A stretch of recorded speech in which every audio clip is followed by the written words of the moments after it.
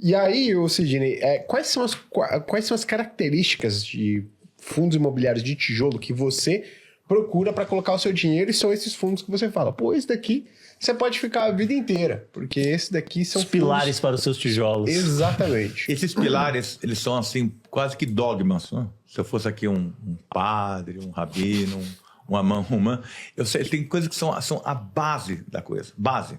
Isso vale para fundo imobiliário, isso vale para a empresa de cerâmica, isso vale para qualquer empresa de grande porte e para o carrinho de pipoca que eu vi aqui embaixo, que o cara era muito competente. Eu acho que chama-se gestão. Primeira coisa que você tem que ter, né? Cara, número 1, mais do que localização, pode estar no fim do mundo, para usar outro termo, e o cara consegue alugar, e pode estar na Faria Lima, ele não consegue. Gestão number 1, ok?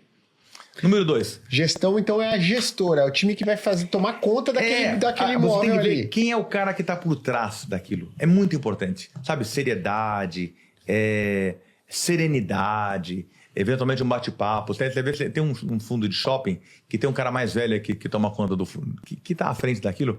Não conheci ele pessoalmente de perto, uma pena, um dos poucos que eu não conheci, mas eu vejo que ele tem muito. Acho que ele deve ter muita cota de fundo imobiliário, aquele cara. E eu vejo ele serenidade, conhecimento, ele tem base do que está falando, menos afoito. Então, certas coisas eu gosto muito. Tem alguns gestores que são um pouco mais elétricos, mas tem boa intenção. Não quero só boa intenção, não. Eu quero serenidade, porque tem que ter movimentos não brutos. Esse mercado tem que ser isso. Primeiro ponto, gestão. Mas e aí, como é que você diferencia ou como é que você diferencia, não? Como é que você escuta esse cara? É no YouTube que você escuta ou é presencialmente?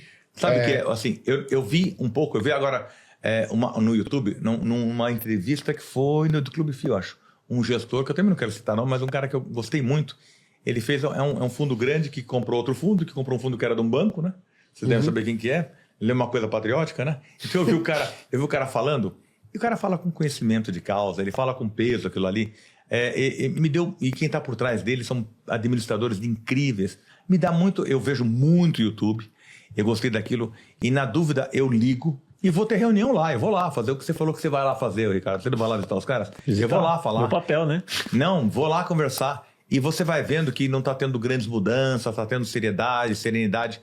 Isso é uma coisa que é muito importante, hein? Vale em tudo, não? Você que aconselhação, não é importante a gestão? Total, 100%. Não, eu acho que é muito importante. O mesmo, onde nós comemos nosso hambúrguer, bonito lugar, o cara que nos serviu, bem vestido, tudo em ordem. Gestão, number 1.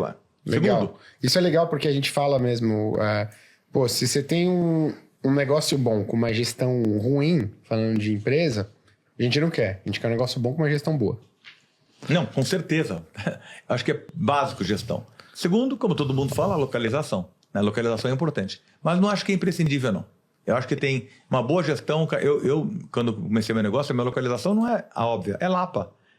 São regiões não tão... Lapa, Água Branca, hoje está mais em voga. Mas peguei Nações Unidas, onde eu tive imóveis.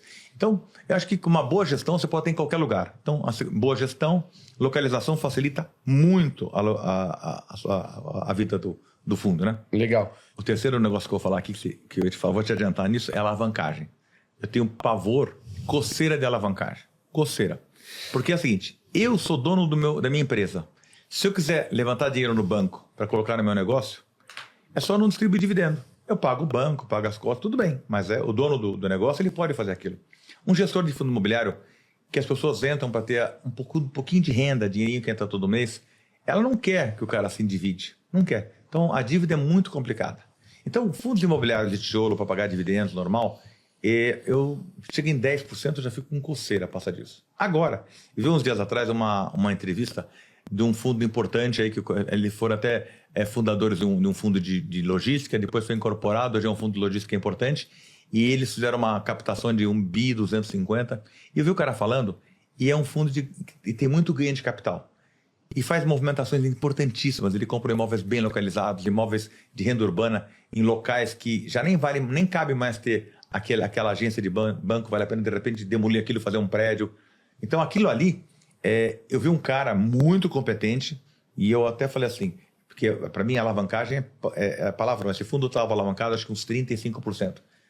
Como ele faz uma gestão muito boa, ele conseguiu fazer emissão a cota dele estava um pouquinho acima, ele conseguiu fazer emissão, uma emissão boa, fez até o a mais, como é que chama aquele a mais que sai? Lote adicional. Lote adicional, vendeu tudo e fez uma coisa muito bacana, diminuiu a dívida ali para baixo de 20%, 17%, legal. Fez uma movimentação de compra e venda de imóveis que ele tinha com boa localização, isso que você falou, localização boa. E vai multiplicar, esse cara é um cara de ganho de capital, então é uma outra forma também de você ganhar, você botar um pouco de dinheiro em fundos de ganho de capital, e depende da fase da vida que a gente vai falar sobre fase de vida, tá? Legal. Então, você pode fazer... Eu notei, então nesse momento é importante, mas em qualquer sentido, a localização é importante, para fundo imobiliário, tão importante quanto para o meu negócio. Não tenha dúvida nenhuma, tá? Show de bola. Então, Então, o terceiro ponto que eu te falei era alavancagem. Alavancagem. Isso. Baixa alavancagem. Baixa e quarto, posso falar o quarto? Lógico. Sou muito ansioso. Claro, claro. É diversificação. Muita diversificação. Almoço grátis do mercado, Se diversificação. você diversificando, o teu risco cai muito. Então eu tenho uma máxima que eu falo, que é o seguinte, que eu já falei em outras conversas. O pessoal chama fundo imobiliário de tijolo, vamos falar de tijolo, tá? Fundo imobiliário de tijolo de renda variável. Eu discordo veementemente se você fizer uma carteira como eu fiz a minha. Minha carteira tem uns 30 fundos, eu sou bem caretão para fundo, eu tenho uma coisa mais básica, tá? Quanto mais diversificado você tem diversificação tanto em fundos, né, gestoras diferentes, quantidades de imóveis e categorias diferentes, né? Se quiser, depois você pode explorar as categorias, eu quero explicar cada categoria. Essa diversificação, eu notei que ao longo desses... Eu tenho acompanhado isso fortemente nos últimos 36 meses. Eu tenho umas curvas que eu faço, uns estudos. A grande diversificação, as cotas sobem e descem, sobem e descem. Então eu chamaria fundo imobiliário de renda fixa com o valuation variável. Isso para mim é um fundo imobiliário de tijolo. Ele vai variando ao longo do tempo, varia o valor dele, mas a renda, quanto mais diversificada você faz, ela torna-se a ser uma renda fixa. Ela fica mais estável. E essa estabilidade, cara, tanto é que esses momentos de queda de cota violenta, o meu rendimento só subiu. Em nenhum minuto caiu. Por que você está preocupado se a cota caiu? Até que é uma coisa ruim que a gente vê todo no final do mês. Você vê lá, o banco te apresenta lá. Como é que está esse tal papel? Papel, um fundo qualquer. X. Você pode falar o fundo, fala um fundo qualquer. LVBI, pronto. LVBI. Thiago comprou, agora eu posso falar. O LVBI. Então o LVBI, ele mesmo falou do fundo que ele comprou, o Thiago falou ontem que eu vi lá. Tá negativo. Porque o banco, quando te apresenta, ou a corretora, te apresenta a soma do que entrou de dinheiro e quanto vale a cota. Eu queria que ele mostrasse a cota lá embaixo com os papéis. Bota a renda aqui em cima. Deixa eu feliz. Deixa eu feliz.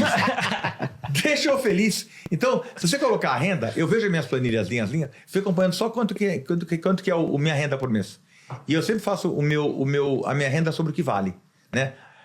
Hoje a minha renda é X, ela está dando um yield de 0,83 hoje, está muito alta. Mas eu boto do lado a realidade. A realidade é 0,67. Quer dizer, aqueles fundos todos vindo a valor de mercado, a valor patrimonial. Eu sempre faço a conta do lado, a minha realidade ter o meu VP do lado do meu VM, valor de mercado, não no P, tá? Então, o meu valor de mercado e o meu valor patrimonial. Eu faço os dois yields. Então, hoje, a minha carteira de tijolo, ela tá lá. Eu tenho mais ou menos... você perguntou para mim, eu tenho shoppings, tenho lajes, tenho um monte de coisa diferenciada. E eu somo aquilo ali, hoje está dando 0,80, por acaso eu vi ontem, 0,83 nos de tijolo, né?